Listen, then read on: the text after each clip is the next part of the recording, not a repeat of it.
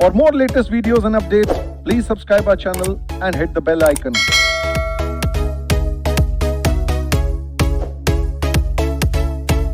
Page number 144 पे आएंगे।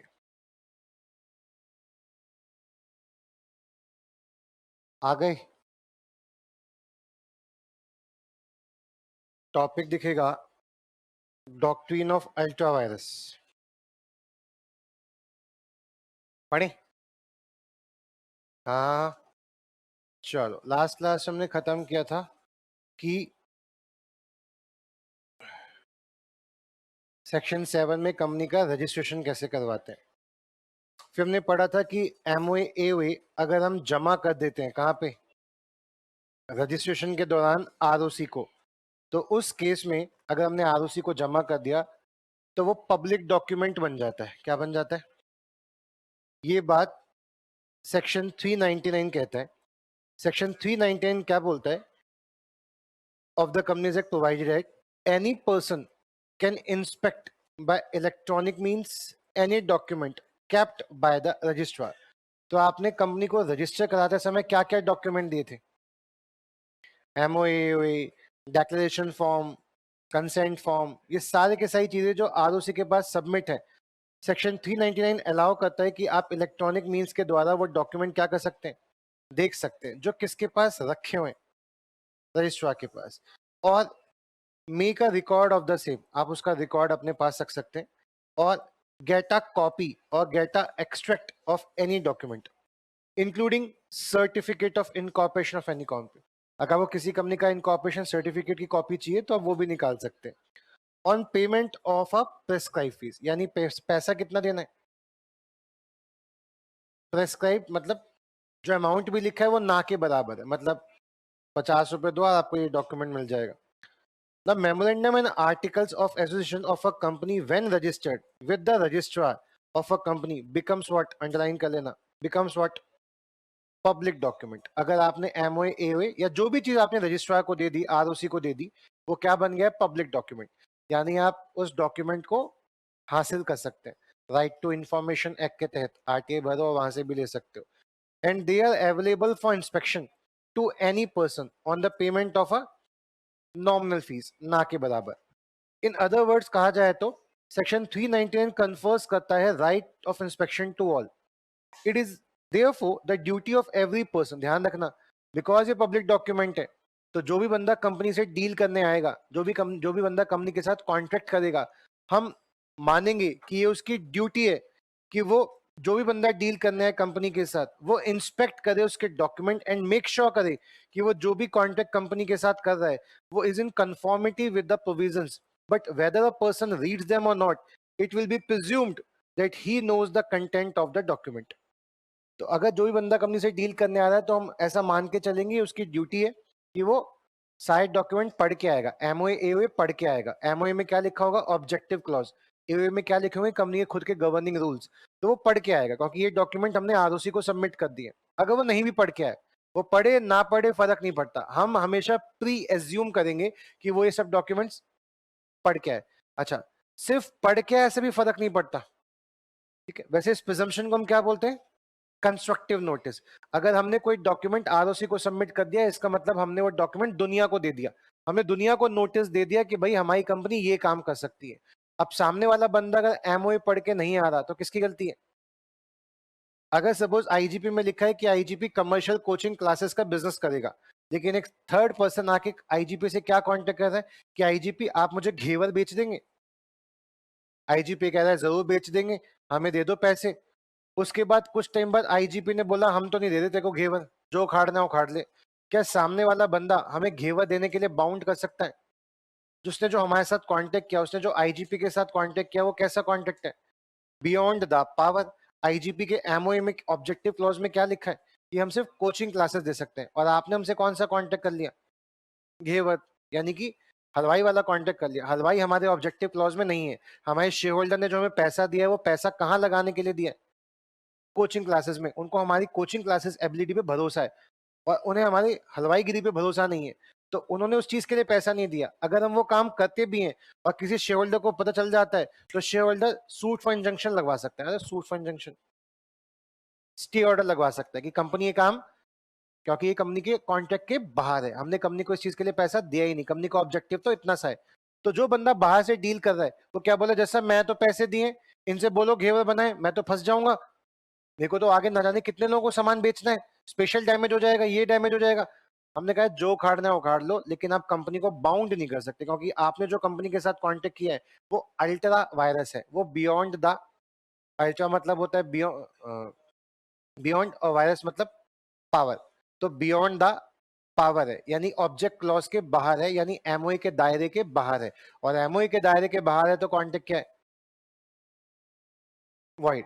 कह रहे सर मैंने एमओए एओए नहीं पढ़े थे, तो बेटा ये तेरी गलती है, बिकॉज हम तो मान के चल रहे गवर्नमेंट ने तेरे ऊपर क्या लगाई है, ड्यूटी, ड्यूटी है तो तुझको ये काम करके आना चाहिए। कह रहे मेरे को ये लॉ नहीं पता था, ignorance of law is no excuse, आपको देश के लॉ पता होने चाहिए। तो कंस्ट्रक्टिव नोटिस है, अगर हमने एमओए आरओसी को दे दिए तो सबको ये पता है कि कंपनी क्या कर सकती है क्या नहीं कर सकती। अगर कंस्ट्रक्टिव नोटिस को समझें डिटेल में तो क्या कहता है, whether a person reads the document और not, he is presumed to have knowledge of the content of the document. चाहे वो पढ़े ना पढ़े, हम क्या मान के चलेंगे, उसको डॉक्यूमेंट की सारी इंफॉर्मेशन है। हाँ हाँ हाँ। Next, he is not only presumed to have read the document but also understood them in the two perspective, मतलब उसने सिर्फ पढ़ा ही ना हो, उसको पढ़ के समझ भी आ गया हो।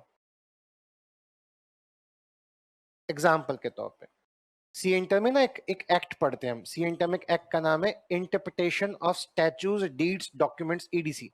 मतलब स्टैचू कैसे पढ़े जाते हैं, मतलब लॉ कैसे पढ़ा जाता है, डीड में किसने कुछ लिखा है वो डीड कैसे पढ़ी जाएगी, किसने डॉक्यूमेंट में कुछ लिखा है उस डॉक्यूमेंट में उस शब्द का क्या मतलब होगा। तो मतलब समझने के लिए भी एक लॉ है, लॉ को कैसे पढ़ें इसके लिए भी एक लॉ है, और उस लॉ का नाम क्या है, interpretation of statues deeds documents EDC. अब फॉर एग्जांपल मैं आपके सामने एक वर्ड लिख रहा हूं प्लांट, आप मुझे बताएंगे एक कागज के टुकड़े में प्लांट लिखा हुआ है, इस प्लांट का मतलब क्या है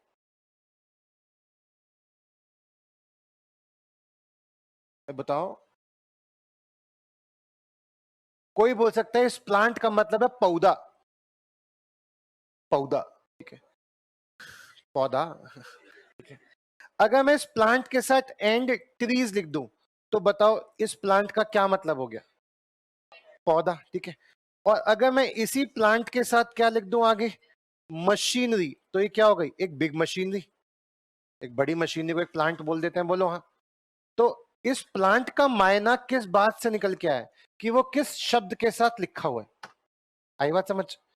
तो ये एक लॉ है, इंटरप्रिटेशन ऑफ स्टैट्यूज में हम काफी सारे लॉ पढ़ेंगे, हार्मोनियस लॉ, एसदम जनरस लॉ, तो वो सब रूल्स हमें बताएंगे कि लॉ में किस शब्द को किसके साथ लिखा है तो उसके क्या मायने होंगे, इस शब्द को अगर हमने ऐसे लिखा है तो उसका क्या मतलब हो सकता होगा। तो ये सारे चीजों को हम यहाँ पे यही कह रहे हैं, तुझे सिर्फ पढ़ा ना हो, क्या पता वो बंदा प्लांट पढ़ के क्या सोच रहा हो कि पौधा, लेकिन जो कंपनी ने एमओए में प्लांट लिखा था वो क्या लिखा था, मशीनरी वाला प्लांट। तो वो कह रहा है मेरे को तो लगा पौधा होगा, तुझे लगने से कुछ नहीं होता, हम तो मान के चल रहे हैं तुझको ये बात समझ, आप सिर्फ रीड नहीं करना, देखो अंडरस्टूड भी करना है। अब एक आम इंसान बताओ एमओए को अंडरस्टूड कर सकता है, ये बहुत सारे chartered accountants, lawyers, CA, CS के लिए क्या हो सकता है, एक अच्छा स्कोप हो सकता है बिजनेस करने का। आपका सिर्फ स्कोप क्या है, आप किस चीज की कंसल्टेंसी देते हो, आप क्या लिख लोगे, सीए अपना नाम, और मैं क्या काम करता हूं, मैं नहीं कर रहा ऑडिट, मैं नहीं कर रहा इनकम टैक्स का काम, मैं क्या कर रहा हूं, मैं आपको डीड, कॉन्ट्रैक्ट्स, कंपनी के एमओए एओए को एनालाइज करने में मदद कर सकता हूं। तो कोई भी बंदा जब कंपनी से डील करने जाएगा तो आप उसकी मदद करेंगे किस चीज में, क्या विराट कोहली अंकल बहुत पढ़े लिखे हैं? क्या आलिया भट्ट आंटी बहुत पढ़ी लिखी है, तुम्हारे लिए आंटी है वो, ठीक है? मैं चाचा हूं तो वो आंटी है, ठीक है, वो भी 34 साल की, मैं भी 34 साल का, तुम 17 साल के, just double of your age. Kiara Advani को तुम आंटी नहीं बोल सकते होंगे, वो तुम्हारे आसपास के, but Alia Bhatt is aunty. हाँ, तो क्या आलिया भट्ट आंटी बहुत पढ़ी लिखी है, क्या उनको कॉन्ट्रैक्ट की टर्म एंड कंडीशन समझ आती होंगी, उन्हें कौन समझा रहा होगा टर्म एंड कंडीशन, उनका चार्टेड अकाउंटेंट, उनका सीएस, उनका लॉयर उन्हें बता रहा होगा मैडम इस टर्म का मतलब है कि आप ये काम नहीं कर पाएंगी, मत करना है कॉन्ट्रैक्ट, अगर आपको लगता है कि वो दब सकता है तो उसे दबा लो, ये कॉन्ट्रैक्ट की लाइन हटवा लो। तो ये पढ़ के कौन बताता होगा कि इस कॉन्ट्रैक्ट से कहाँ फंस सकते हैं, कहाँ नहीं फंस सकते। तो एक बंदा सिर्फ इस चीज के पैसे छाप रहा है। तो आप अपना स्कोप देखो कि आप क्या क्या बिजनेस कर सकते हो, क्या क्या काम कर सकते हो सीए बनने के बाद। तो आपके पास एक काम क्या मिल गया, डीड डॉक्यूमेंट्स को एनालाइज करना। इसके लिए आपका इंडियन कॉन्ट्रैक्ट एक्ट बहुत मजबूत होना चाहिए, interpretation of statutes deed document वाला लॉ बहुत मजबूत होना चाहिए, तभी आप किसी को ये बात ढंग से समझा पाएंगे। खैर वापस आते हैं। तो वो सिर्फ प्रिज्यूम करेंगे कि रीड ना किया हो, बल्कि क्या प्रिज्यूम करेंगे, उसको अंडरस्टूड भी हो। मतलब वो अंडरस्टूड कैसे करवाएगा, किसी सीए लॉयर के साथ बैठ के। अपना शान पट्टे अपना दिमाग खुद मत लगा लेना, क्योंकि शायद तुम्हें वो बात समझ ना आए। Every person dealing with the company not only has the constructive notice of the MOA, सिर्फ ये मत समझ लो कि MOA ही पढ़ के आने हैं। हम तो कह रहे हैं तुम्हें वो हर डॉक्यूमेंट पढ़ के आना है, such as SR, other document जो रजिस्टर्ड होता है किसके पास, यानी रजिस्ट्रार के पास जो भी डॉक्यूमेंट गया वो सारे डॉक्यूमेंट क्या है, पब्लिक डॉक्यूमेंट। तो ये मत सोचना सिर्फ MOA पढ़ के आना है, तुम्हें हर चीज पढ़ के आनी है जो रजिस्ट्रार के पास है। हम ये मान के चलेंगे जो चीज रजिस्ट्रार के पास है वो तुमने पढ़ रखी है, क्योंकि हम उसे कंस्ट्रक्टिव नोटिस कह रहे हैं। हमने आरओसी को दे दिया, मतलब हमने पूरी दुनिया को बता दिया कि भैया हमारा ये एमओ है, ये एओ है, ये हमारी फाइनेंशियल बैलेंस शीट है, ये हमारा एसआर पास हुआ था, हमने उसको बता दिया, मतलब सबको बता दिया। हाँ हाँ हाँ। ओ चलो, इतनी सी बात आपने समझी। 10 if a person enter into a contact which is beyond the power of the company, अगर कोई बंदा ऐसा कोई कॉन्टेक्ट कर रहा है जो कि बियॉन्ड द पावर है, एमओए के औकात के बाहर है, as defined is the memorandum और outside the authority of the director as per MOA और एओए, तो he can not acquire any right under the contract against the company. तो वो कोई अधिकार गेन नहीं करेगा कंपनी के अगेंस्ट, यानी कंपनी को बाउंड नहीं कर सकता कि चलो तुम अपना काम करो। आई बात समझ? अरे हाँ, नहीं, अरे हाँ है ना। इस टॉपिक को क्या बोलते हैं, कंस्ट्रक्टिव नोटिस। शॉर्ट नोट आएगा, लिख पाओगे? What is constructive notice? Section 399 के तहत कंपनीज एक्ट के क्या कहा गया है कि कोई भी डॉक्यूमेंट जो आरओसी के पास सबमिट है, आप वो इलेक्ट्रॉनिक फॉर्म में देख सकते हैं, उसके नोट्स बना सकते हैं, उसकी कॉपी एक्सट्रैक्ट निकलवा सकते हैं। हम ये मान के चलेंगे कि जो डॉक्यूमेंट हमने आरओसी को सबमिट कर दिए आप वो पढ़ चुके होंगे। आपने पढ़ा हो नहीं पढ़ा हो, हम मानेंगे आपने पढ़ लिया होगा। हम तो ये मानेंगे आपने पढ़ा क्या, आपको अंडरस्टूड भी हो गया होगा। इसका मतलब आप जो भी कंपनी के साथ डीलिंग कर रहे होंगे आपको पता होगा कि ये कॉन्ट्रैक्ट कंपनी कर सकती है या नहीं कर सकती। अगर आप कोई ऐसा कॉन्ट्रैक्ट कर लेते हैं जो कंपनी नहीं कर सकती, जो कंपनी के एमओए ऑब्जेक्टिव क्लॉज के बाहर है, तो वो कॉन्ट्रैक्ट वॉइड है, आप उस केस में कंपनी को बाउंड नहीं कर पाएंगे। इसके अलावा हम ये उम्मीद नहीं कर रहे कि आप सिर्फ एमओए एओए पढ़ के आएंगे, हम तो उम्मीद कर रहे हैं वो सारे डॉक्यूमेंट पढ़ के आए होंगे जो आरओसी के पास सबमिट है, चाहे वो एसआर हो, चाहे वो फाइनेंशियल स्टेटमेंट हो, चाहे वो एनुअल रिटर्न्स हो। हाँ हाँ, चलो। अब इसी पे बहुत ही फेमस कॉन्ट्रैक्ट हम पढ़ने वाले, रूल हम पढ़ने वाले हैं। रूल का नाम क्या है? डॉक्ट्राइन। डॉक्ट्राइन का मतलब होता है रूल। रूल कौन सा? Rule of ultra vires. और इसी को हम क्या बोलते हैं? अल्ट्रा का मतलब क्या होता है? बियॉन्ड, एंड वायरस का मतलब क्या होता है? पावर। तो कोई भी कंपनी ऐसा कॉन्ट्रैक्ट नहीं कर सकती जो उसके पावर के बियॉन्ड है। और कंपनी की पावर क्या है, कितना काम कर सकती है? जो उसके ऑब्जेक्टिव क्लॉज में लिखा है। ऑब्जेक्टिव क्लॉज मतलब शेयर होल्डर ने क्या सोच के पैसा लगाया होगा कंपनी में, ये काम करोगी, हाँ तो फिर हम तुम्हारी कंपनी के शेयर्स खरीदने के लिए तैयार है। समझो? अरे हाँ, करण जौहर कोई मूवी बनाने के लिए एक नई कंपनी खोल रहा है, क्या आप उसके प्रोजेक्ट में इन्वेस्ट कर दोगे? अगर आपको करण जौहर का, आपको पता है कि करण जौहर कोई कैसी भी मूवी हो वो हिट करवा ही देता है, उसके पास बॉलीवुड का इतना साहस है कि वो किसी का आइटम सॉन्ग रख के, अच्छा गाना बनवा के, ग्रैंडर रूल रख के, मतलब वो मूवी को हिट करवा ही देगा, तो शायद आप उसमें इन्वेस्ट कर दो। लेकिन अगर मैं आपसे बोलूं ऋषभ गौर एक मूवी बना रहा है, आओ उसमें इन्वेस्ट करो, शायद ना करो। लेकिन मैं आपसे बोलूं बेटा मैं एक अपना इंस्टीट्यूट खोल रहा हूँ सीए फाउंडेशन का, आप मेरी कंपनी में इन्वेस्ट करोगे? शायद आप कर दो, अगर आपको मेरी टीचिंग एबिलिटी पे भरोसा होगा तो आपको पता होना चाहिए ना जो बंदा कंपनी खोल रहा है उसकी एबिलिटी क्या है, तो दैट हम उसके उस ऑब्जेक्टिव में पैसा लगाएं या ना लगाएं। ठीक। अब यहाँ पे बहुत फेमस केस स्टडी है, केस स्टडी का नाम है Ashbury railway carriage and iron company limited versus Riche. ये पहली केस स्टडी पढ़ रहे हो आप कंपनीज एक्ट में, अब तक आपने सिर्फ डेफिनेशंस पढ़ी है। केस स्टडी का नाम क्या है? Ashbury railway carriage and iron company limited versus Riche. ये फिर भी बहुत छोटा नाम है, इससे खतरनाक नाम भी हो सकते हैं। देखो कंपनी का नाम पढ़ के दिखा रहा हूं आपको। Cameron Colebrook steam coal and Swansea and लाफर रेलवे कंपनी। नाम अच्छे अच्छे होते हैं लोगों के, ठीक है। अब जिसका जो कंपनी नाम रखने का मन कर रहा है वो रखेगा ना। अरे बोलो हाँ। एशबेरी, ये पक्का इसका नाम होगा। Railway carriage and railway iron company limited versus. अब जरा इस कंपनी के एमओए को पढ़ लेते हैं, इस कंपनी का ऑब्जेक्टिव क्लॉज पढ़ लेते हैं। पढ़े? अरे हाँ, आप एक आम नागरिक की तरह इस कंपनी का लॉ पढ़िए, इसका एमओए पढ़िए, पढ़ो। ये कंपनी क्या कर सकती है, इस कंपनी का ऑब्जेक्टिव क्या, पढ़ो। ये मेक कर सकती है, सेल कर सकती है और किराए पे दे सकती है क्या? रेलवे के कैरेजेस, रेलवे के बड़े बड़े डब्बे, wagons. To carry on business, वो बिजनेस कर सकती है। कौन सा बिजनेस? मैकेनिकल इंजीनियरिंग का एंड जनरल कॉन्ट्रैक्टर्स का। वो परचेज कर सकती है, लीज पे ले सकती है, सेल कर सकती है, वर्क कर सकती है। कहां? खदानों में, माइंस में। वो परचेज कर सकती है, सेल कर सकती है एज अ मर्चेंट या एज अ एजेंट। किसमें? कोल में, टिम्बर में, मेटल्स में और ईटीसी में। वैसे आप मुझे जाना इस ईटीसी का मतलब क्या है? ईटीसी में क्या फ्रूट्स आ सकते हैं? यानी ये जो ईटीसी है वो इन शब्दों के साथ मिलता जुलता होना चाहिए। आप समझ रहे हो? यानी ईटीसी को भी समझने का एक तरीका है। वो हम कहां पढ़ते होंगे? इंटरप्रिटेशन ऑफ डीड्स डॉक्यूमेंट में पढ़ते होंगे। आओ, the director of the company. अब कंपनी का ये ऑब्जेक्ट क्लॉज है, एक बार खुद से पढ़ लो, खुद से जल्दी से पढ़ेंगे खुद से। ये कंपनी का ऑब्जेक्टिव क्लॉज है, कंपनी ये काम कर सकती है, एक बार ध्यान से पढ़ लो। ओके, अभी थोड़ी देर में मैं आप ही से इंटरप्रिटेशन करवाऊंगा।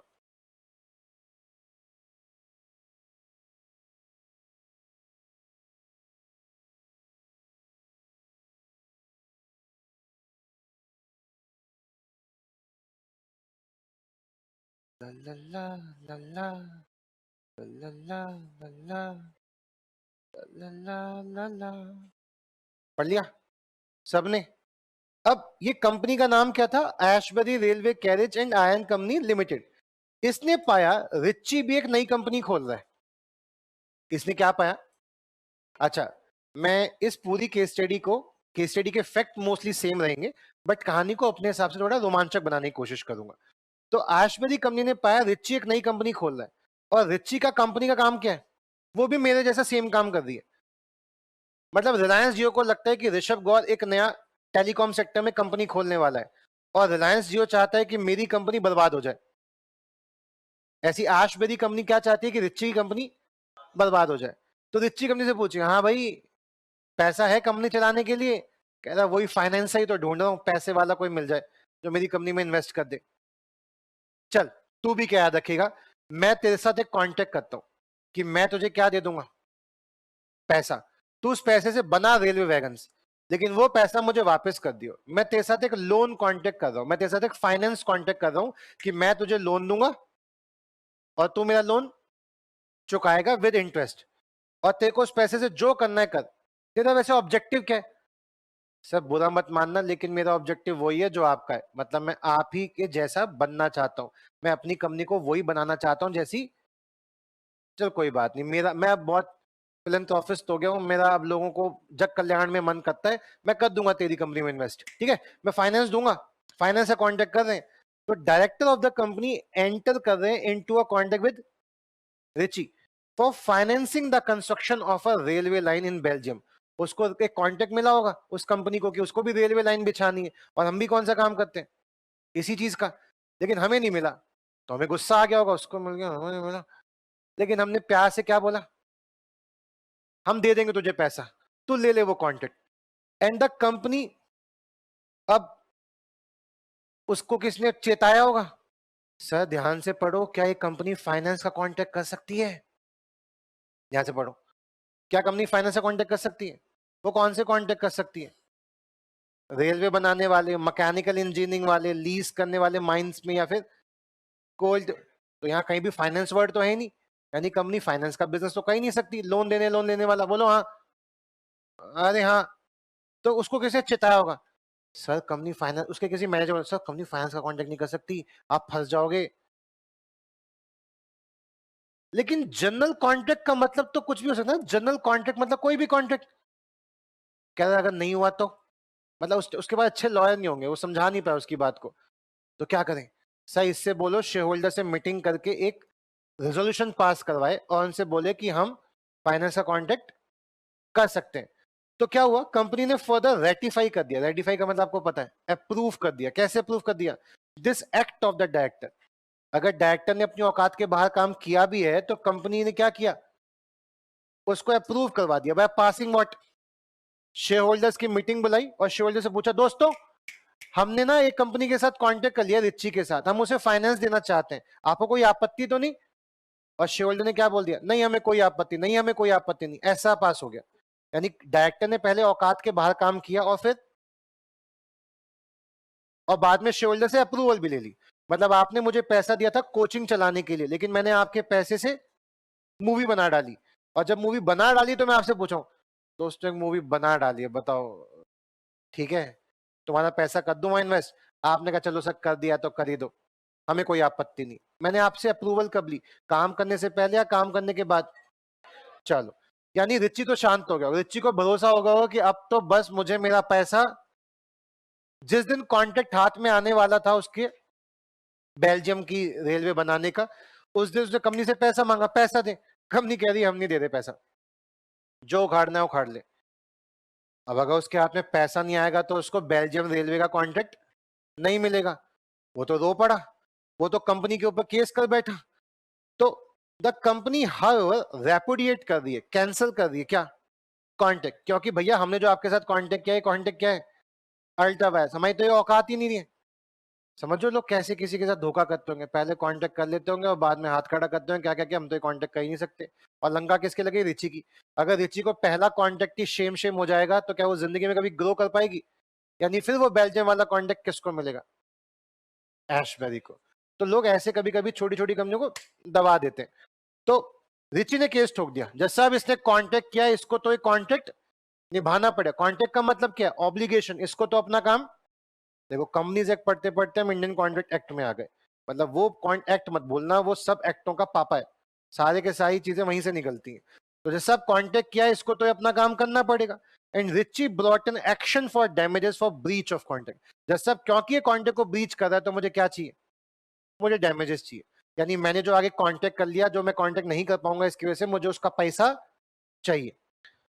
उसकी एक कंटेंशन, उसकी एक दलील was that the contract was well within the meaning of the word general contract। कह रहे सर फाइनेंस कॉन्ट्रैक्ट क्यों नहीं कर सकती? जनरल कॉन्ट्रैक्ट का मतलब ही क्या है, जनरल मतलब कोई भी। तो जज साहब ने बोला जनरल मतलब कुछ भी नहीं होता, ये मैकेनिकल इंजीनियरिंग के साथ लिखा हुआ जनरल है, ये जनरल प्लांट है, जिसके साथ चिपक जाएगा उसका आकार ले लेगा। ये जनरल किसके साथ चिपका हुआ है, मैकेनिकल। तो मैकेनिकल जैसे कॉन्ट्रैक्ट कर सकते हो आप, जनरल का मतलब ये नहीं फिर कोई भी कर लोगे, इंश्योरेंस कॉन्ट्रैक्ट कर लो, मेराइन कॉन्ट्रैक्ट, ऐसे कोई भी नहीं। जनरल का मतलब क्या है, जिसके साथ लिखा है उसके साथ उसको पढ़ने की कोशिश करेंगे। ओ अच्छा चलो उसको छोड़ो, वो तो कह रहा, तो उसकी एक दलील क्या है, जनरल में तो हमने कहा जनरल नहीं कर सकती भाई साहब। अच्छा चलो जनरल नहीं कर सकती, लेकिन इसके डायरेक्टर ने बाद में क्या पास करवा लिया था ऐसा, इसने शेयर से अप्रूवल ले ली थी। More over it has been ratify हो गया था, अप्रूव हो गया था, किसके द्वारा, मेजॉरिटी शेयर के द्वारा। तो कोर्ट ने बोला अगर कोई एक्ट अल्ट्रा वायरस है तो it can never made binding on the company, it can not B intra virus. जो अल्ट्रा है वो इंट्रा नहीं होगा, यानी जो बियॉन्ड द औकात है वो विद इन द औकात नहीं होगा। आपने सब पढ़ा था जब आप इंडियन कॉन्ट्रैक्ट पढ़े थे, minor can not ratify the contract after attaining majority. जो वॉइड एब इनिशियो कॉन्ट्रैक्ट है वो फ्यूचर में जाके वैलिड नहीं हो सकता। जो कॉन्ट्रैक्ट औकात के बाहर है, जो कर ही दिया पैसा खर्च, तो बाद में ऐसा पास करवा के क्या कर लोगे, यानी पहले ऐसा पास करवाते, ऑब्जेक्ट क्लॉज चेंज करते और फिर आप ये काम करते तो चलता, लेकिन काम पहले कर लिया बाद में ऐसा पास कर रहे हो, ऐसे ही चलता। तो it can not be intra vires by reason of, estoppel का मतलब आपको पता है, हरकतों ने शब्दों से कह दिया तो कह दिया, फिर आप अपनी बात से पलट। एक्विजिशंस का मतलब भी आपको पता है, एग्री या एक्सेप्ट का जाना। सेक्शन 39 में पहली बार पढ़ा था आपने कि एक इंसान गायब हो गया था फिर कुछ दिन बाद वापस आया था, तो सामने वाली पार्टी एक्विजिशंस कर सकती है, एग्री कर सकती है उसके लिए, या लैप्स ऑफ टाइम, या फिर डिले, या फिर रेटिफिकेशन। तो इन सभी माध्यमों से जो काम हो चुका है आप उसको बाद में क्या नहीं कर सकते, अप्रूव नहीं कर सकते, रेटिफाई नहीं कर सकते। जो वॉइड है वो क्या रहेगा, रिच्ची सिर पकड़ के बैठ गया भाई साहब, रिच्ची की तो लंका लग गई, रिच्ची को बेल्जियम वाला कॉन्ट्रैक्ट।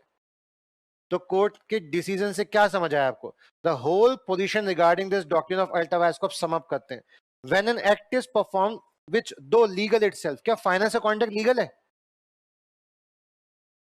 बचपन की बात को याद करो, आपने क्या पढ़ा था, कॉन्ट्रैक्ट जो कि प्रॉपर लीगल है, लेकिन अगर उस कॉन्ट्रैक्ट से किसी एक्ट का उल्लंघन होता है तो वो एग्रीमेंट, तो कॉन्ट्रैक्ट लीगल है, फाइनेंस का कॉन्ट्रैक्ट करना कोई अनलॉफुल काम थोड़ी ना है। बट अगर इस कॉन्ट्रैक्ट को अलाउ कर देंगे तो कंपनी तो अल्ट्रा वायरस कॉन्ट्रैक्ट कर बैठेगी बियॉन्ड द पावर, तो शोल्डर का पैसे का नुकसान हो सकता है, तो इसलिए कंपनी ऐसा कोई कॉन्ट्रैक्ट नहीं कर सकती। That it is not authorised by the object clause of the memorandum और by the statute, it is said to be ultra vires the company and it is null and void.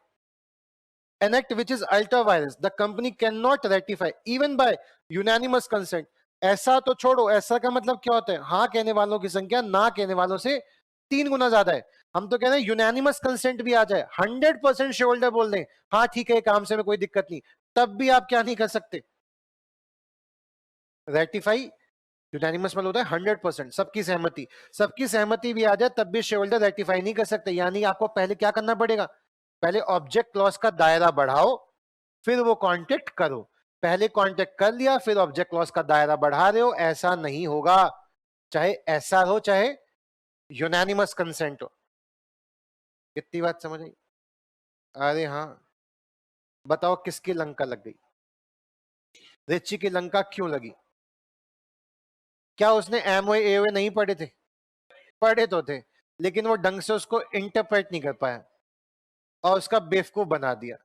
तो आप सोचो, एक company का अगर सोचो ऐसा 10,000 करोड़ का कॉन्ट्रैक्ट का पंगा हो जाए, कंपनियां तो ऐसी कॉन्ट्रैक्ट करती है ना मोटे मोटे पैसों में, और आप ऐसा चार्टेड अकाउंटेंट उसकी मदद कर दें कि ये कॉन्ट्रैक्ट मत करो, और आप उसको 10,000 करोड़ का कॉन्ट्रैक्ट करने से बचा लो, आपको नहीं लगता 1 से लेके 10 करोड़ की फीस तो बहुत ही ना के बराबर है 10,000 करोड़ के लॉस से? मतलब इतना मोटा पैसा छाप सकते हो सिर्फ किससे, लॉ की नॉलेज होने से। मतलब 2-3 एक्ट पकड़ के बैठ जाओ, जैसे मैंने कितने एक्ट पकड़ लिए, Indian contract act, companies act, sales of goods act, partnership act, LLP, और मैं हर साल यही 5 एक्ट पढ़ा देता हूं और हर साल लाखों में पैसा आ रहा है। समझो आप इस चीज को, क्या मैंने बहुत कुछ पढ़ रखा है, बहुत सारी जिंदगी में लॉ है, 5 मोटे मोटे एक्ट ढंग से पढ़ लिए, बाकी थोड़ा आईपीसी, बिकॉज लॉ की पढ़ाई की है इसलिए बाकी एक्ट भी आते हैं, छोटे छोटे आते हैं, वो पूरे नहीं आते, वो आधे अधूरे ही आते हैं, बट ये प्रॉपर आते हैं। अब इन 5 एक्टों को पढ़ा के हर साल पैसे पे पैसा, पैसे पे पैसा छापे जा रहा हूं। तो आप भी अगर जिंदगी में कुछ अच्छा छापना चाहते हैं तो क्या करें, इनकम टैक्स एक्ट याद कर लो या कंपनीज एक्ट याद करके बैठ जाओ, और बाद में उसी में क्या देते रहो, कंसल्टेंसी। सिंपल सी बात, आ रही है बात समझ? चलो, 12th का जो टीचर होते हैं आपके अकाउंट्स के, उन्हें क्या आता है, सिर्फ टीएस ग्रेवाल आती है, वो हर साल टीएस ग्रेवाल पढ़ा के क्या कर रहे हैं, लाखों छाप रहे हैं। किसी एक चीज में पकड़ बनाओ फिर पैसा ही पैसा छापो।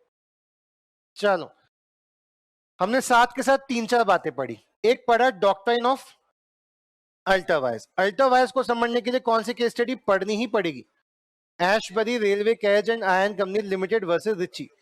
इसके अलावा हमने इसी में क्या पढ़ा, डॉक्ट्रिन ऑफ, क्या आपको लग रहा है दोनों जुड़े हुए हैं? कंसल्टेंट ने क्या है, पढ़ के आई हो, इसी की वजह से आशबरी पंगे में है, और आशबरी के क्या समझ आया कि तूने जो कॉन्टेक्ट किया तो अल्ट्रावायर्स था, एंड वो कॉन्टेक्ट, मतलब सब ये जुड़े जुड़े ऐसा लग, अरे हाँ। चलो अब थियरी को पढ़ लेते हैं, आओ। The meaning of the term ultra-vires is simple, beyond the power. The legal phrase ultra-vires is applicable only to act done in excess of the legal power of the doers. This presupposes that the power is their natures are limited. It is a fundamental rule of the company law that the object of a company, as stated in its MOA, can be departed from only to the extent permitted by the Act. Thus far as no further. In consequences, any act done or a contract made by the company which travel beyond the power not only of the director but also the company is wholly what? Void and inoperative in law and is therefore not binding on the company. Company कोई भी काम अगर औकात के बाहर करेगी तो वो कॉन्ट्रैक्ट क्या होगा? वाइड. उसके लिए आप कंपनी को बाउंड, तो रिची किस चीज के लिए बाउंड नहीं कर सकता? चल लोन का पैसा दे, चल फाइनेंस का पैसा दे, वो उसके लिए कंपनी को बाउंड नहीं कर सकता. On this account, a company can be restrained from employing its fund for the purpose other than those sanctioned by the memorandum. इसका मतलब कंपनी उस पैसे का यूज नहीं कर सकती जो उसके ऑब्जेक्टिव क्लॉज के बाहर है. Likewise, it can be restrained from carrying on any trade different from one for which he is authorized. मैं इसी पॉइंट में बीच में घुसाना चाहूंगा सेक्शन नंबर 10 को. सेक्शन 10 में हमने क्या पढ़ा था? अगर एमओए एओए आपने रजिस्टर्ड कर दिया तो उसके इफेक्ट क्या होंगे? ये बात आपको देखने को मिलेगी पेज नंबर 139 पे. सब इंटरलिंक्ड के साथ पढ़ना पड़ेगा. सेक्शन 10 क्या कहता है? सेक्शन 10 कहता है कि एमओए एओए अगर आपने रजिस्टर करा दिया तो उसके इफेक्ट क्या होंगे? हमने कहा सेक्शन 10 कहता है where the memorandum and article when registered, जब वो रजिस्टर्ड हो जाएंगे, शेल बाइंड कर देंगे कंपनी और मेंबर को. डब्बे में ले लेना कौन कौन फंस गया, किस किस के बीच कॉन्ट्रैक्ट हो गया? मेंबर के बीच और कंपनी के बीच. यानी क्या माना गया? ये किसके बीच का कॉन्ट्रैक्ट है? कंपनी ने कहा हम इस दायरे के बाहर नहीं काम करेंगे और एओए में कंपनी ने क्या लिख दिया? अगर तुमने पैसा नहीं दिया तुम्हारे शेयर फोरफीट कर देंगे. तो अगर शेयर होल्डर से पैसा मांगेंगे, शेयर होल्डर पैसा नहीं देंगे तो कंपनी एओए का यूज करके क्या करेगी? अपने अधिकारों का यूज, और शेयर क्या कर लेगी? अगर आर्टिकल में शेयर फोरफीट करने का कोई क्लॉज ही नहीं है तो कंपनी शेयर फोरफीट, क्योंकि कॉन्ट्रैक्ट तो एज पर टर्म्स ही है. टर्म्स में लिखा होगा तो कर पाओगे, टर्म्स में नहीं लिखा होगा तो नहीं कर पाओगे. ठीक है, तो एक कॉन्ट्रैक्ट हो गया. किसके बीच कॉन्ट्रैक्ट हुआ? Therefore, of the same extent as if they were respectively has been signed by the company as signed by the each member. हम ऐसा मान लेंगे कि MOA में किसने साइन किए? सारे मेंबर्स ने. और किसने? कंपनी ने. मतलब कॉन्ट्रैक्ट किनके बीच हो गया? Members and company. Not between member and member, not between company and outsider, not between member and outsider. सिर्फ किसके बीच का कॉन्ट्रैक्ट है? फाउंडेशन में इस लेवल के क्वेश्चन आते नहीं है, लेकिन अगर आपसे सेक्शन 10 पे पूछा जाएगा तो वो क्या क्वेश्चन पूछ सकते हैं? वो आपसे बोलेंगे आपको कंपनी ने एज अ एडवोकेट अपनी कंपनी में लॉ एडवाइजरी के तौर पे रखा है और कंपनी आपको लॉ एडवाइजरी की पोस्ट से हटा नहीं सकती. अगर हटाएगी तो 1 साल पहले नोटिस देगी, मतलब निकालने के बाद भी 1 साल तक की सैलरी मिलती रहेगी. कोविड आया, कंपनी ने आपको 2 महीने पहले का नोटिस देके निकाल दिया. क्वेश्चन, क्या आप कंपनी के ऊपर केस कर सकते हो कि एओए में तो लिखा है कि आप मुझे निकाल नहीं सकते थे? बताइए. हाँ या ना? ना. यहां ना क्यों? एओए में जो कुछ भी लिखा है ये किस किस के बीच का कॉन्ट्रैक्ट है? मेंबर और कंपनी. और आप कौन हो? Law adviser. आप मेंबर थोड़ी ना हो, तो आप थर्ड पर्सन हो. एक थर्ड पर्सन उस कागज का सहारा लेके कंपनी के ऊपर केस. लॉ एडवाइजर ने कंपनी के साथ कोई कॉन्ट्रैक्ट किया हो, वो कॉन्ट्रैक्ट का कागज लेके आओ. एओए के कागज पे आपको कोई भी एनफोर्सिबिलिटी का राइट नहीं है, क्योंकि एओए का जो कागज है, एमओए जो कागज है, ये किस किस को बाइंड करता है? बस मेंबर इस कागज से कंपनी को बाइंड कर सकते हैं, कंपनी इस कागज से मेंबर को बाइंड कर सकता है. यानी अगर कंपनी एमओए ऑब्जेक्टिव क्लॉज के बाहर जाके काम करेगी या कंपनी नाम कुछ और है लेकिन किसी और नाम से बिजनेस कर रही है, तो शेयर होल्डर कंपनी के ऊपर स्टे ऑर्डर लगा देगा कि हमारे पैसे का गलत उपयोग हो रहा है. ऐसी कंपनी मेंबर के शेयर फोरफीट कर लेगी अगर आर्टिकल्स में लिखा होगा कि पैसा ना देने पर कंपनी के शेयर, मेंबर्स के शेयर फोरफीट किए जा सकते हैं. तो कंपनी मेंबर के ऊपर केस कर सकती है, मेंबर कंपनी के ऊपर केस कर सकता है, बट कोई आउटसाइडर कंपनी के ऊपर केस नहीं कर सकता एओए के कागज के बेसिस पे. अगर उसके पास कोई सेपरेट कॉन्ट्रैक्ट है तो उस कॉन्ट्रैक्ट के कागज को लेके आओ, लेकिन आप एओए के कागज पे हमें सू, क्योंकि एओए तुम्हारे साथ है ही नहीं. एओए तो किसके साथ साइंड है? मेंबर के साथ. क्या एक मेंबर एक दूसरे मेंबर को साइन सू कर सकता है? मैंने दे दिया इक्विटी शेयर का पैसा, तू क्यों नहीं दे रहा? उसको सू करेगी तो कंपनी करेगी, तुम नहीं करोगे. It's not a contract between member and member, it's just a contract between company and member. ये बात ध्यान रख लो। तो एग्जाम में आपके क्वेश्चन आएगा नहीं, बट अगर आ गया तो तैयार हो कि लॉ एडवाइजरी के तौर पे रखा था, आप एओए का सहारा लेके क्या कंपनी से कह सकते हो नहीं तो नहीं निकाल सकती? नहीं, क्योंकि एओए लॉ एडवाइजरी के लिए नहीं बना, किसके लिए बना है? मेंबर ऑफ कंपनी के लिए। तो लॉ एडवाइजर कौन हो गया? Third person. An agreement to observe all the provisions of the MOA and of article. All the money payable by any member to the company under MOA or AOA shall be debt due from him to the company. यानी एक तरीके से equity share का पैसा भी क्या एक तरीके से कंपनी के लिए उधार ही है, बट ये उधार कब चुकाना पड़ता है? वाइंड अप के टाइम पे। जब तक कंपनी बंद नहीं होगी, हम तो मान के चलते हैं कंपनी परपेचुअल सक्सेशन में जाएगी, यानी कंपनी तो कभी बंद, मेंबर मरते रहेंगे, नए मेंबर आते रहेंगे, लेकिन कंपनी चलती रहेगी। लेकिन अगर कंपनी बंद होती है तो क्या इक्विटी शेयर होल्डर का पैसा भी वापस करना पड़ता है, क्योंकि एक तरीके से वो भी क्या है? उधार ही है। शायद जिंदगी में आप पहली बार वर्ड पढ़ रहे हो कि इक्विटी उधार है। आपने तो अभी तक यही पढ़ा था डिवेंचर, लोन, प्रेफरेंस शेयर भी एक तरीके से उधार है, क्योंकि वो भी 20 साल के अंदर वापस करना ही पड़ता है। इक्विटी तो कभी वापस नहीं करना पड़ता, नहीं करना पड़ता है कब? जब वाइंड अप होगी। तो 10 रुपए में से कितना वापस करेंगे? जितना बच जाएगा। अगर 12 बच गया तो 12 वापस करेंगे, 8 बच गया तो 8 वापस करेंगे, 2 बच गया तो 2 वापस करेंगे। वो एक्स्ट्रा पैसे नहीं, मतलब इक्विटी वालों को सबसे एंड में मिलेगा जितना बच जाएगा, लेकिन मिलेगा जरूर। कुछ ना बचा तो फिर कुछ नहीं मिलेगा, बट वो भी एक तरीके से उधार ही है। लेकिन वो कब चुकाना होता है? जब कंपनी बंद होगी, और हम तो ये मानते हैं कि कंपनी तो कभी बंद होगी नहीं। तो ये था सेक्शन 10। क्या ये सेक्शन 10 भी जुड़ा हुआ है अल्ट्रा वायरस से? ये भी तो अल्टीमेटली वही कह रहा है कि कंपनी औकात के काम बाहर और करेगी तो शेयर होल्डर क्या कर सकते हैं? सूट फॉर इंजंक्शन लगा सकते हैं, कंपनी के ऊपर केस कर सकते हैं एमओए एओए का बेस लेके। बोलो हाँ।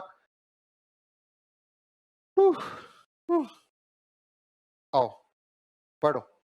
तो the impact of the doctrine of ultra vires is that a company can neither be sued on an ultra vires transaction, यानी कोई कंपनी के ऊपर केस नहीं कर सकता। किस चीज के लिए? किसके लिए? Ultra vires. यानी रिची केस कर सकता था। रिची के केस से क्या रिजल्ट निकला कि बेटा तेरा केस कोर्ट में एडमिसिबल है ही नहीं, हम तेरा केस ले कैसे लें, क्योंकि तूने जो कांटेक्ट किया वो तो void, अल्ट्रा वायरस है। Nor can it sue on it. Since the memorandum is a public document, it is open to public inspection. Therefore, when one deals with the company, one is deemed to know that the power of the company. If in spite of this, you enter into a transaction which is ultraviolence the company, you cannot enforce it against the अब Richie वाले case में क्या था? Richie ने अभी तक कुछ दिया नहीं था। बोलो हाँ। रिची तो पैसा लेता फिर देता ना। अरे हाँ यार, तो जब ने रिची को देना ही नहीं है तो लेंगे क्यों? तो वॉइड हो गया।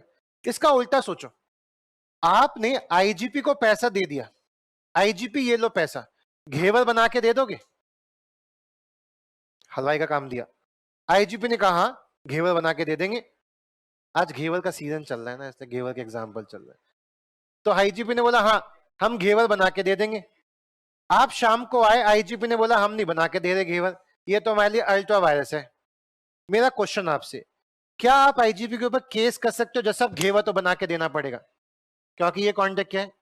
Ultra vires. लेकिन एक बात सोचो, अपना पैसा तो वापस ले सकते हो ना।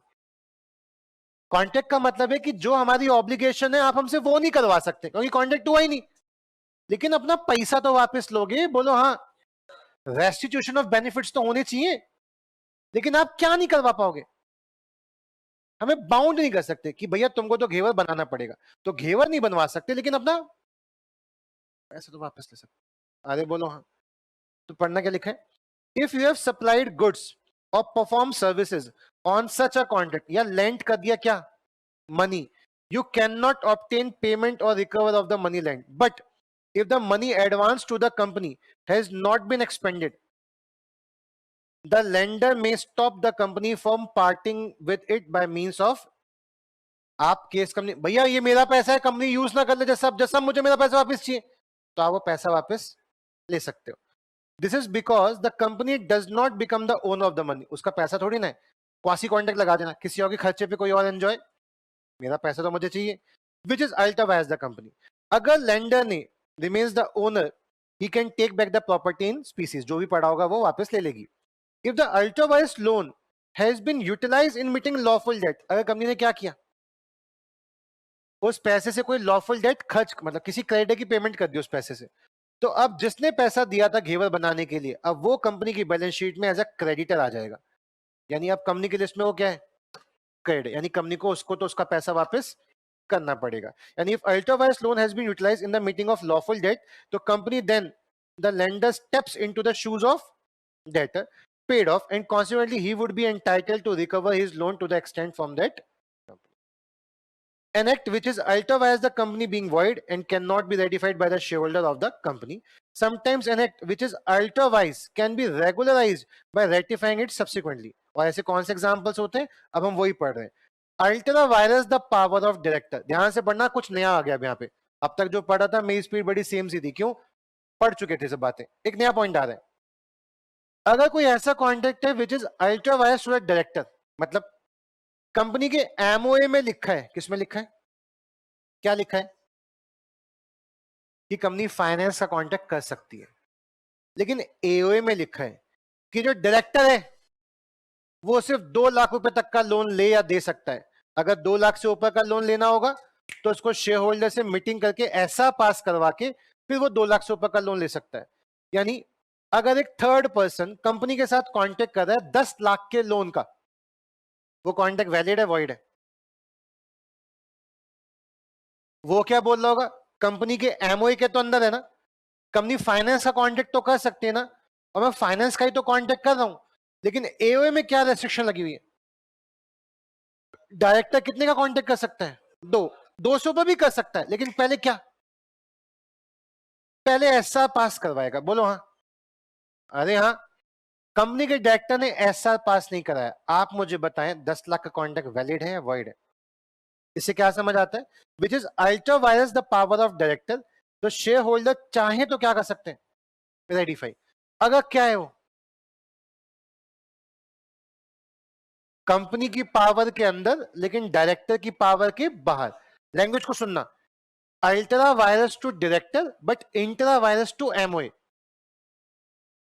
एमओए की पावर के अंदर बट डायरेक्टर की पावर, तो ऐसे कॉन्ट्रैक्ट क्या किए जा सकते हैं, ऐसे कॉन्ट्रैक्ट रेटिफाई हो सकते हैं, ठीक है। If it is ultra vires the article of the company can alter the articles if the act is within the power of company, but is done irregularly, shareholder can validate it.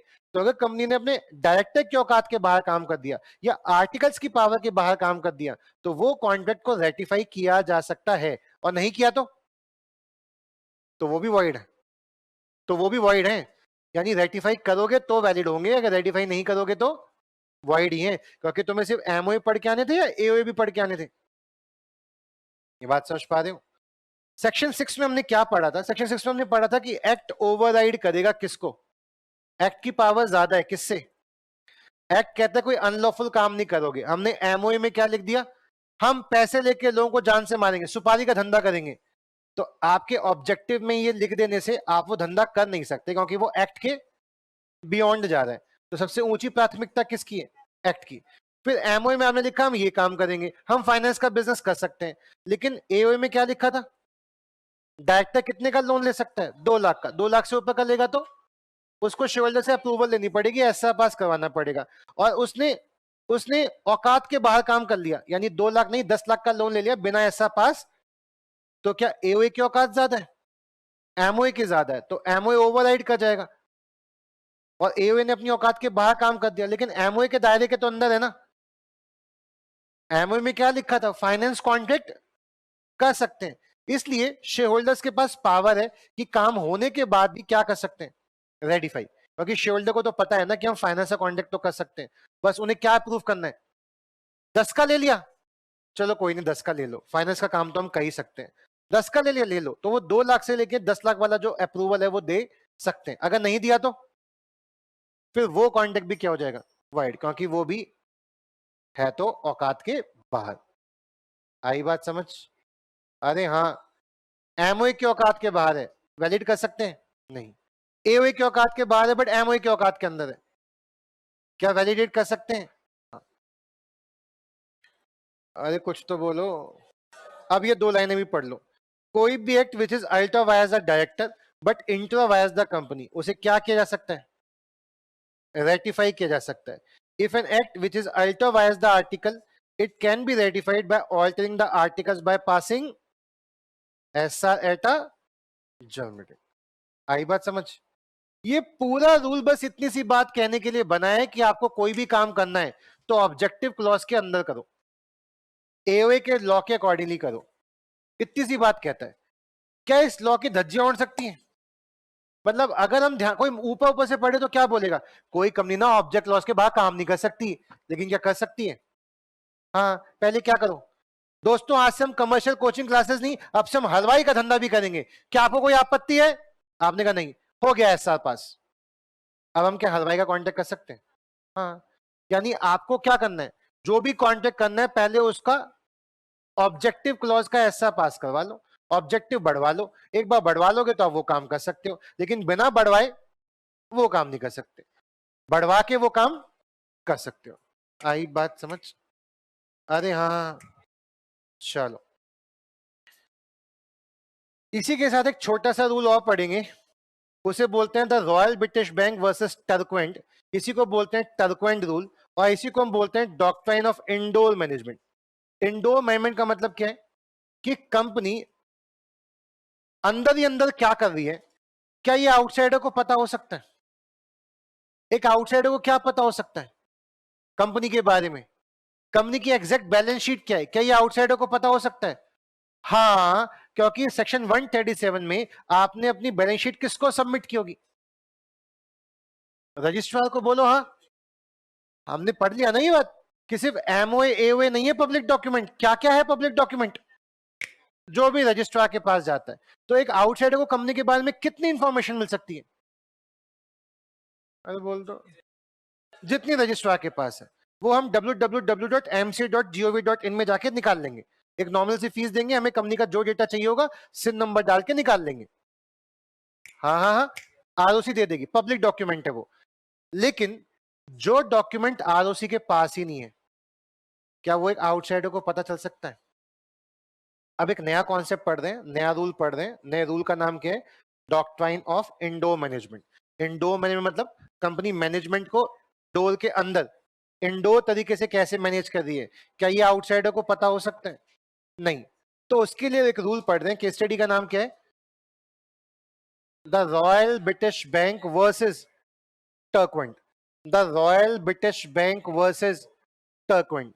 The royal British bank versus Turquand. अच्छा, Turquand क्या है? Turquand uncle ना liquidator है, official receiver है. याद है आपको official receiver कौन होता है?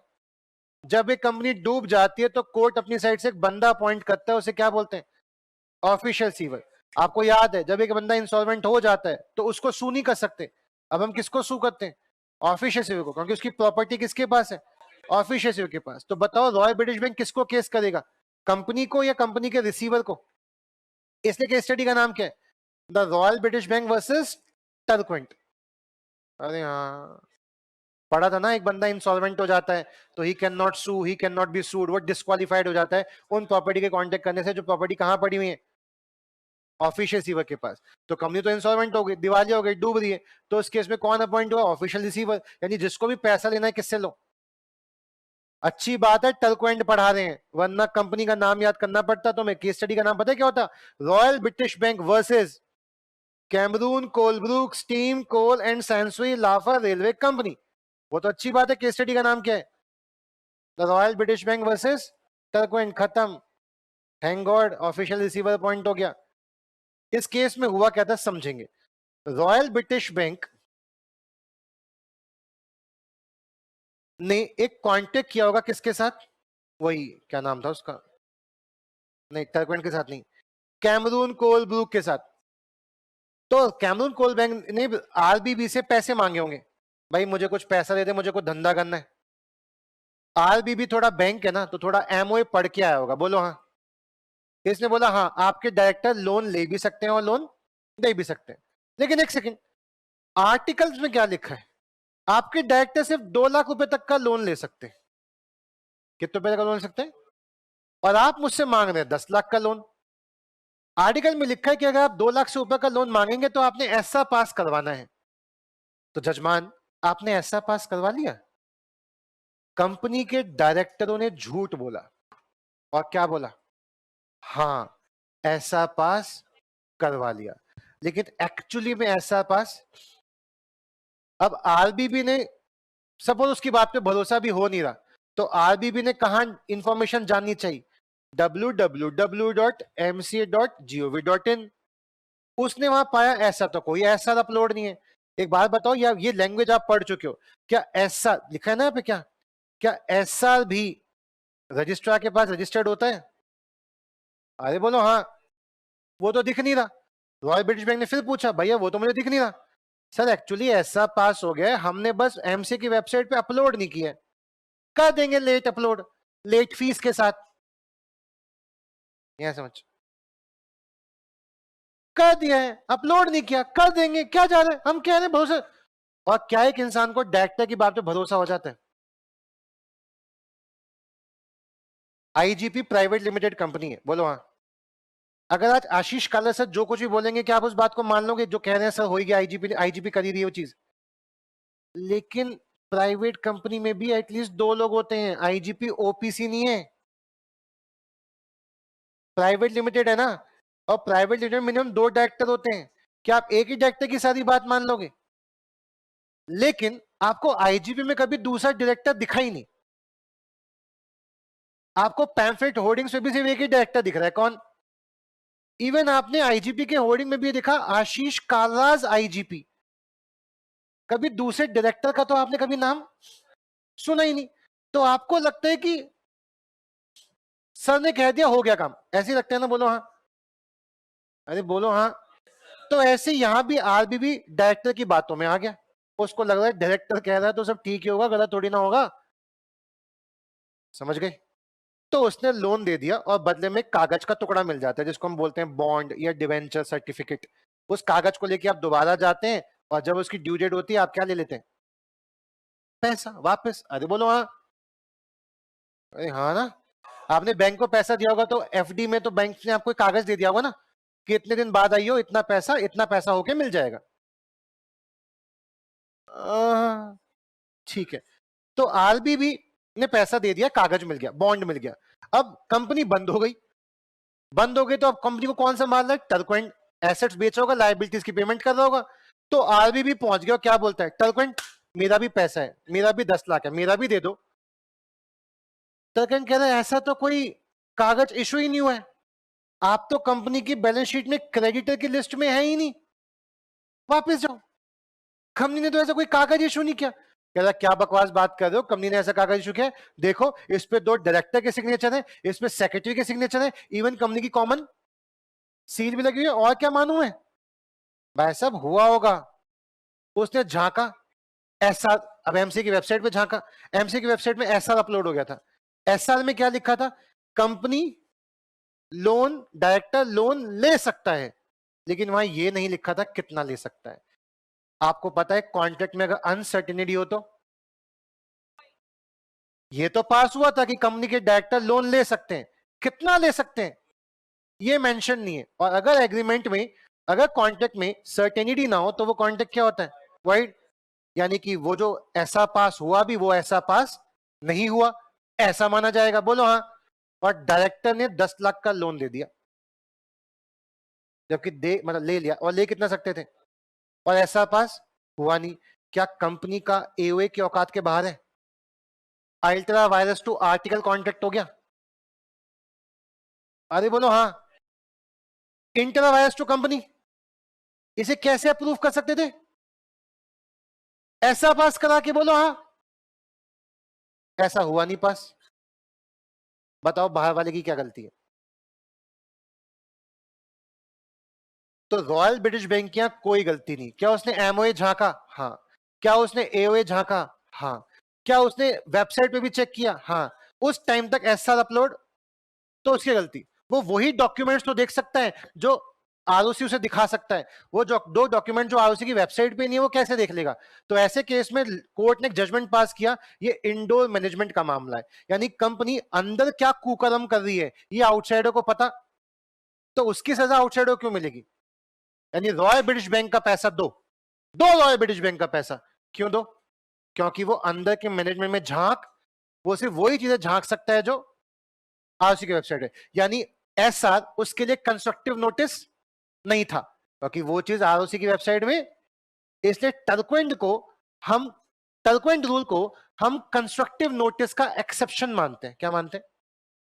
हमने कंस्ट्रक्टिव नोटिस में क्या पढ़ा था, रिकॉल करेंगे, हमने कंस्ट्रक्टिव नोटिस में क्या पढ़ा था, जो चीजें आरओसी की वेबसाइट पे हैं, यानी जो चीजें कंपनी ने आरओसी को सबमिट कर दी वो पब्लिक डॉक्यूमेंट है, जो भी आए पढ़ के आए, और अगर पढ़ के नहीं आओगे तो वो कॉन्ट्रैक्ट वॉइड होगा, अल्ट्रा वायरस होगा। एक बंदा पढ़ के आया, वो वही तो पढ़ सकता है जो पब्लिक के नोटिस में है, बोलो हाँ, वो तो पढ़ नहीं सकता जो पब्लिक के नोटिस में नहीं है, और ऐसा पब्लिक के नोटिस में तो क्या वो अंदर झांक सकता है? तो लॉ मेकर ने बोला भैया देखो, कागज पे डायरेक्टर के सिग्नेचर है, वो और क्या झांके, जगह जगह आशीष कालास आईजीपी लिखा हुआ है, तो अगर आशीष कालास से कुछ भी बोल देंगे तो हम तो यही मानेंगे ना कि जो कह रहे हैं सर दूसरे डायरेक्टर ने भी हाँ कर ही दिया होगा, बोलो हाँ, तो और क्या करे?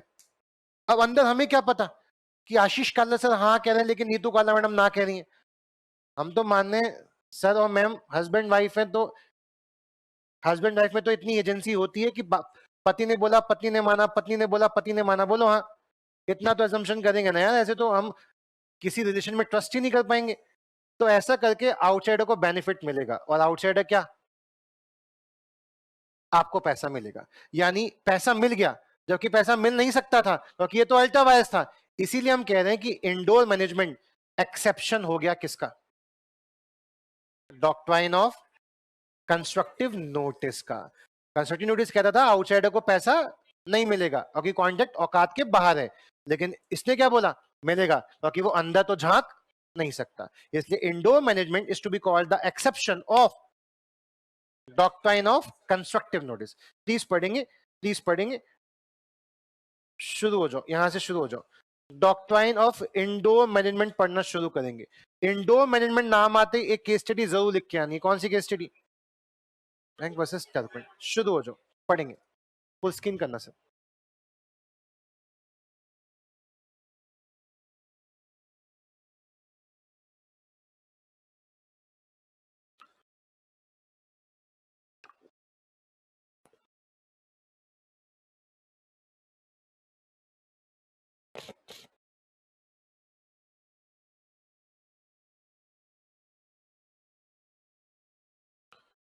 मेरे एग्जांपल में 10 लाख था, इसके एग्जांपल में कितना है, 2000 पाउंड।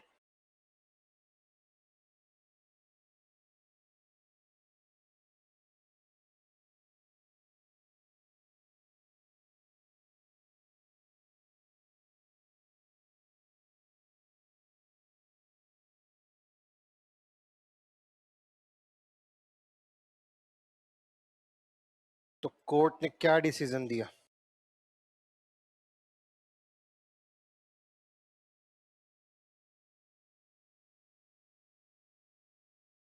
हम यही तो डीम कर सकते हैं कि जो आरओसी को दे रखा है वो पढ़ के आए, लेकिन हम वो थोड़ी ना डीम कर सकते हैं जो आरओसी को नहीं दे रखा कि वो भी पढ़ के आ जाएगा।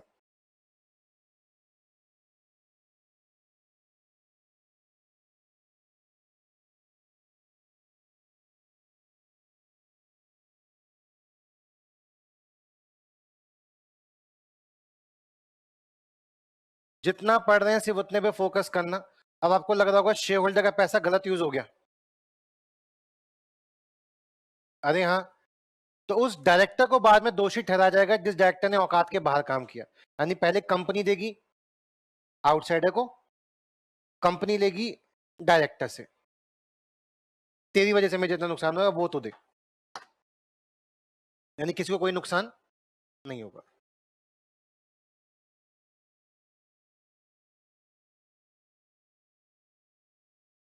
ये एग्जाम्पल कुछ नया नहीं है, अगर आप इंडियन कॉन्ट्रैक्ट दिमाग में लेके बैठे हैं, हमने इंडियन कॉन्ट्रैक्ट में पढ़ा था कि अगर आईजीपी का कोई भी काउंसलर रिसेप्शन आपको कोई कोचिंग सस्ते में बेच देता है, जबकि आईजीपी के टीचर्स ने क्या बोल रखा है, आप इससे सस्ते दाम पे कोचिंग नहीं बेचेंगे, लेकिन उन्होंने बेच दी, क्या बच्चे को हमें सस्ते दाम पे पढ़ाना पड़ेगा?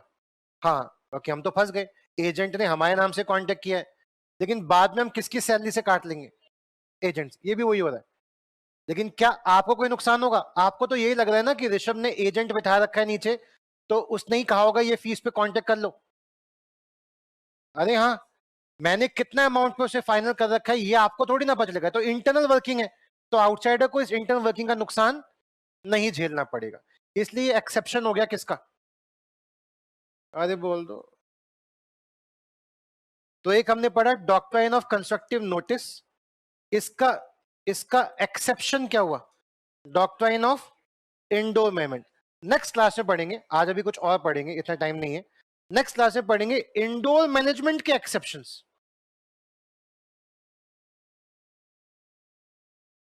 Negative, negative, positive.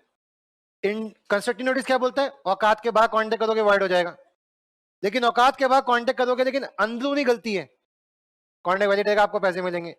फिर इसका एक्सेप्शन, औकात के बाहर काम हुआ लेकिन आपको तो पता था, जैसे इसे नहीं पता, क्या अंदर के डायरेक्टर्स को पता होगा? सपोज कोई डायरेक्टर ही कंपनी को लोन दे दे और लिखा था कितना लोन दे सकता है डायरेक्टर, 2 लाख, और डायरेक्टर ने अपनी जेब से निकाल के कितना दे दिया? 10 लाख। अरे बोलो हाँ। बाद में शोल्डर से अप्रूवल ले रहा है, शोल्डर मकान निकले, कह रहे हम नहीं कर रहे अप्रूव। तो क्या वो डायरेक्टर कंपनी से 10 लाख ले पाएगा? वो क्या बोलेगा, मुझे भी इंडोर। भैया तुझे क्यों दे? तुझे तो पता है ना कंपनी को कैसे काम करना है, तूने फिर भी कंपनी के औकात के बाहर काम किया, तुझको नहीं मिलेगा इंडोर मेमेंट। यानी वहां पे हम इंडोर मेमेंट के क्या पढ़ेंगे? एक्सेप्शन। वो हम कल पढ़ेंगे, आज इतना काफी है। अभी छोटे से पॉइंट पे आ रहे हैं, जरा उसको खत्म कर लें। एमओए के ऑब्जेक्टिव पढ़ेंगे, प्लीज आएंगे पेज नंबर 141 पे।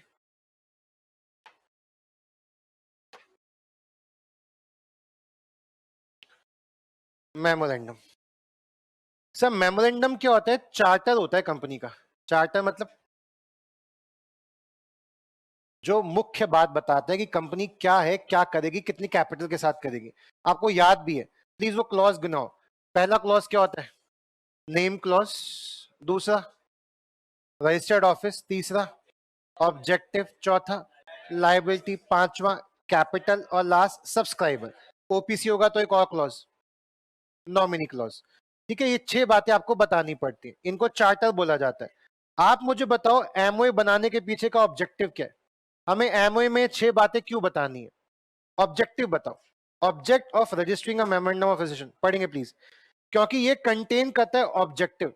एमओए के अंदर कई सारे क्लॉजेस में से एक क्लॉज कौन सा है? Object clause. For which the company is and therefore identify करता है the possible scope of its operation beyond which it action can not go. तो ऑब्जेक्टिव क्लॉज लिखे होने से हमें यह समझ आता है कंपनी क्या काम कर सकती है और क्या काम उसके दायरे के बाहर है।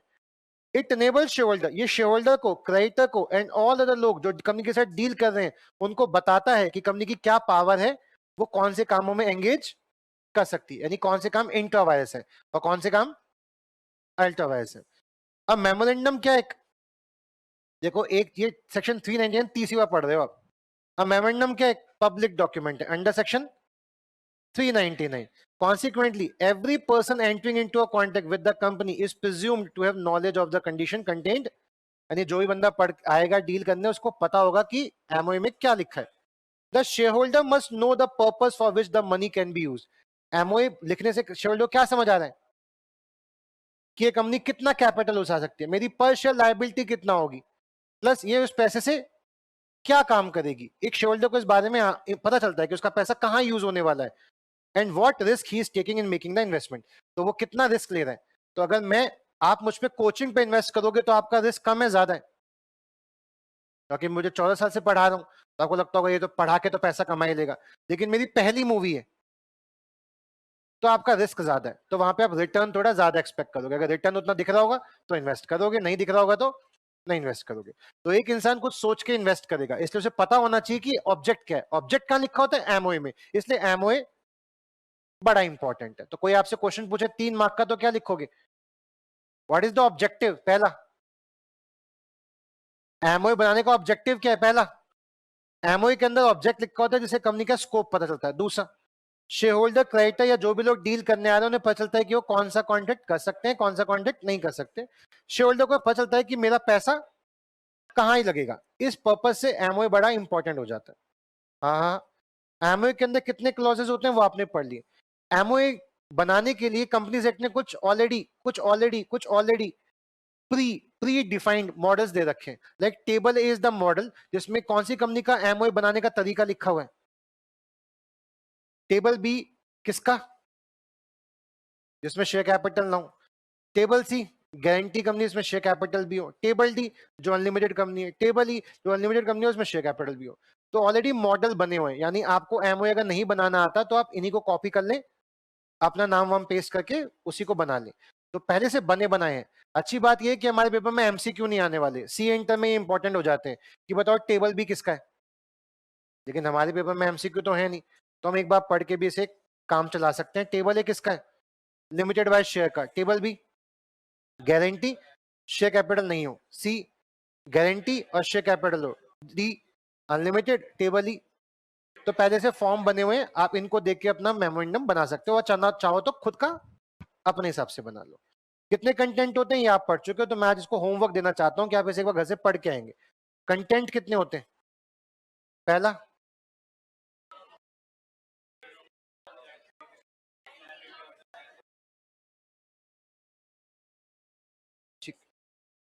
चलो आर्टिकल्स. सीए फाउंडेशन में आर्टिकल्स की कोई रेलेवेंसी नहीं है. आर्टिकल वैसे कौन सा सेक्शन है, एमओए था सेक्शन 4, एओए था सेक्शन, मुझे कॉन्फिडेंस नहीं आ रहा, एक बार सारा सेक्शन गिनाओ. सेक्शन 1 किसका था, एप्लीकेबिलिटी का. सेक्शन 2 डेफिनेशंस का. Section 3 formation of a company. Section 4 MOA. Section 5 article. Section 6 act override करेगा एमओए को, एमओए ओवरराइड करेगा एओए को. सेक्शन 7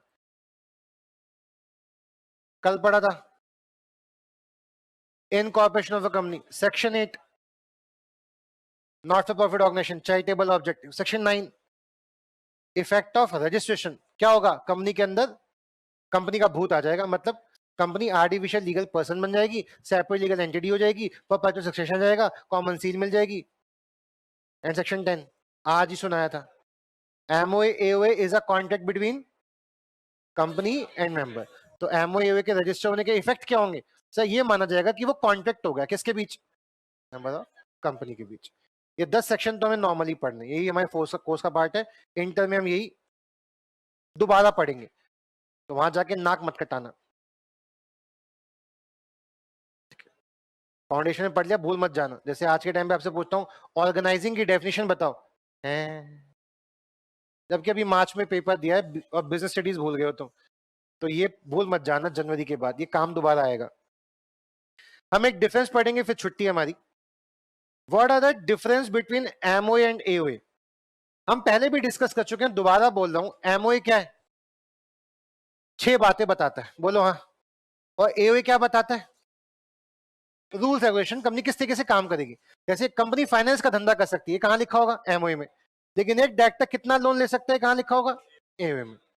तो एमओए में क्या लिखा हुआ है, कंपनी क्या करेगी, क्या कर सकती है, और एओए में क्या लिखा होगा, कैसे करेगी. लोन ले सकती है, लेकिन डायरेक्टर सिर्फ 2 लाख का ले सकते हैं, उससे ऊपर का लेंगे तो ऐसा पास करके लेंगे. तो एमओए में क्या लिखा होता है, क्या करेंगे, और एओए में क्या लिखा होता है, कैसे करेंगे. अगर ये समझ आ गया तो पहला काम खत्म. ऑब्जेक्टिव क्या होता है, तो एमओए डिफाइन करता है, डिलिमिट करता है the objective of the company, where is the article of association बताता है कि रूल्स और रेगुलेशन कैसे होंगे, किस तरीके से हम इंटरनल मैनेजमेंट चलाएंगे. यानी आर्टिकल डिटरमाइन करता है how the objective of the company are to be achieve. How, what MOA, how AOA. हाँ, अरे हो, डिफरेंस बिटवीन आएगा तो कैसे लिखोगे, टैबुलर फॉर्मेट, जैसे दे रखा है वैसे लिख लो. टैबुलर फॉर्मेट तब लिखना जब आपको लगता हो आपके अंदर कोई गलती नहीं है. देखो अगर आप दुनिया से अलग अपनी प्रेजेंटेशन बनाएंगे तो दुनिया आपको देखेगी, और जहां आपको देखेगी वो गलतियां ढूंढेगी. तो आप अगर अपनी प्रेजेंटेशन औरों की प्रेजेंटेशन से अलग करना चाहते हैं तो इतनी बेदाग रखना कि कोई चाह के भी गलती ढूंढ ना पाए. और अगर आपको अपनी ग्रामर वैमर पे कोई भरोसा नहीं है तो भीड़ में चुपचाप निकल जाना. अलग से प्रेजेंटेशन देने की जरूरत, आईसी के बुक में कैसी प्रेजेंटेशन है, पैराग्राफ वही चिप करना. टी फॉर्मेट कब करना, आजा काट के दिखा, काट के दिखा, वो औकात होनी चाहिए फिर उस टाइप का लिखने की, ठीक है. तो ऑब्जेक्टिव क्लॉज का मतलब क्या है?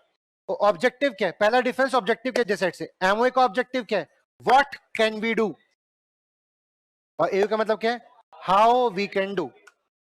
दूसरा रिलेशनशिप, एमओए किसको बता के आता है हम क्या कर सकते हैं? आउटसाइडर को। दोस्तों हम ये काम कर सकते हैं, और एओए किसके लिए बनाया गया? शेयर होल्डर्स के। शेयर होल्डर जाना चाहते हैं ये काम कैसे होगा? एओए पढ़ो, एओए, अच्छा ये काम ऐसे होगा, ओ।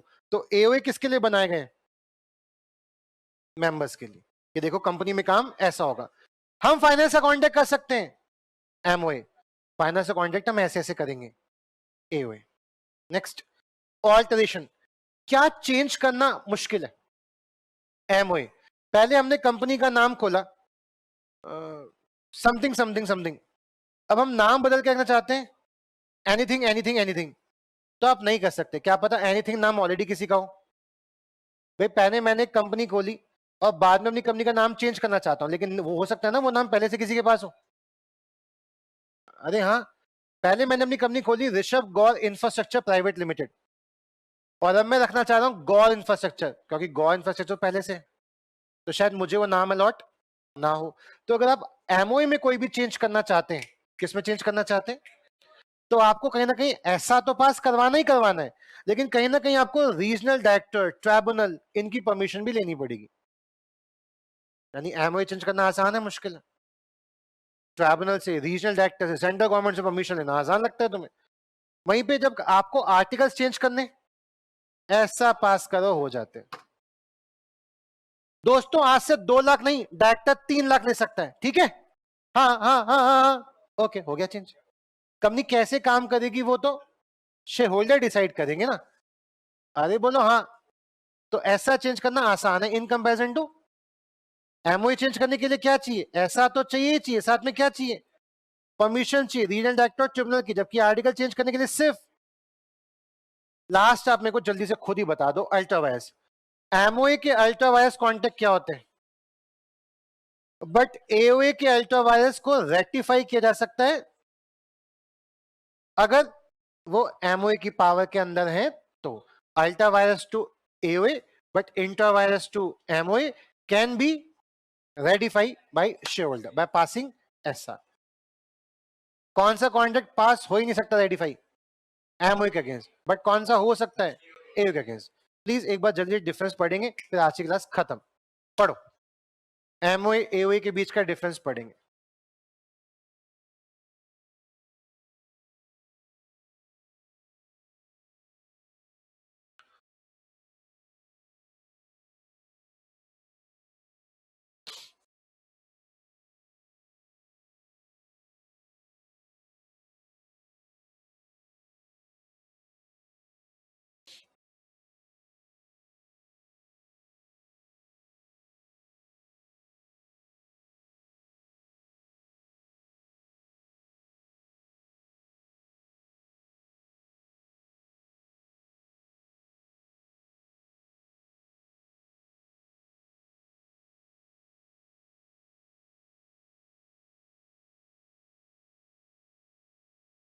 पढ़ा?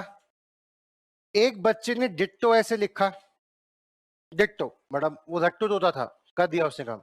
और दूसरे बच्चे ने इसी में क्या किया, थोड़ा कायस्तानी।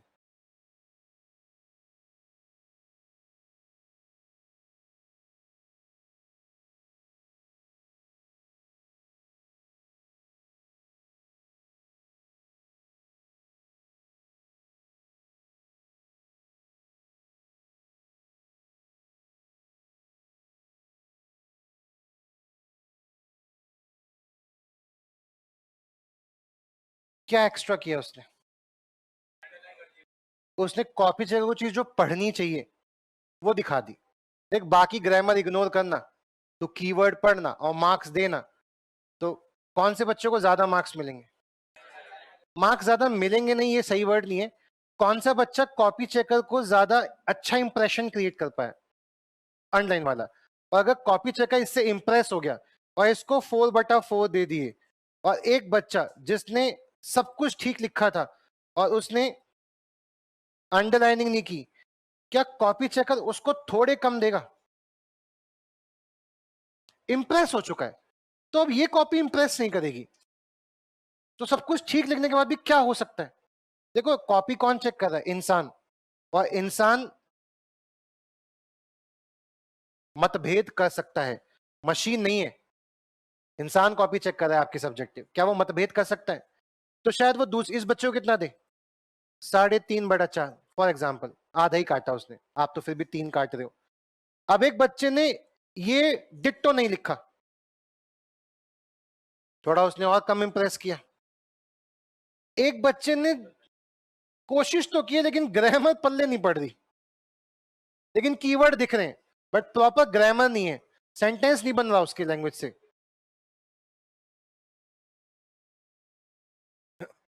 और जिसने कीवर्ड भी नहीं लिखे, ग्रामर तो है ही खराब। Max to max 1.5/4। अब आप खुद देख लो, 1.5/4 मतलब कितना परसेंट हुआ? 40% के आसपास। तो अगर एक बच्चा 100 मार्क्स का पेपर अटेम्प्ट करके आया तो उसके 40 ही आए, और अगर एक बच्चा पेपर ही अटेम्प्ट 40 का करके आया है तो अगला अटेम्प्ट देना बेटा। तो आप लॉ में अपने आप को तब सिक्योर महसूस करना कि आप पास हो जाएंगे अगर आप 80+ मार्क्स का पेपर अटेम्प्ट करके आ रहे हैं, क्योंकि आप ऐसी गलती कर देते हो कभी कभी, ग्रामर में, सेंटेंस मेकिंग में, कीवर्ड ना लिख के आने में। आप भी इंसान ही हो ना, डिट्टो तो याद कर नहीं सकते। और आज क्या चल रहा है? अगस्त, सितंबर, अक्टूबर, नवंबर, दिसंबर, वो भी जनवरी 2 को पेपर है। लॉ का पेपर तो 2 जनवरी को है ना, 2 जनवरी को लॉ का पेपर है। तो कहां याद रख पाओगे जब मार्च में दिया हुआ ऑर्गेनाइजिंग बिजनेस स्टडीज की परिभाषा आपको आज नहीं आती? तो अगस्त में पढ़ा हुआ सितंबर, अक्टूबर, नवंबर, दिसंबर, जनवरी में कैसे याद रहेगा? उम्मीद करता हूं आप रिवीजन करते रहेंगे। हालांकि ये वीडियो यूट्यूब पे जाएगी तो आप इसे बार बार देखते रहेंगे और पढ़ते रहेंगे और खुद भी पढ़ते रहेंगे, बट फिर भी ऑन द सेफर साइड कोशिश करना कि आप अंडरलाइनिंग करके आए। ठीक है, आज के लिए इतना काफी है। ऐश करेंगे आप, सीए बनो सबके सब।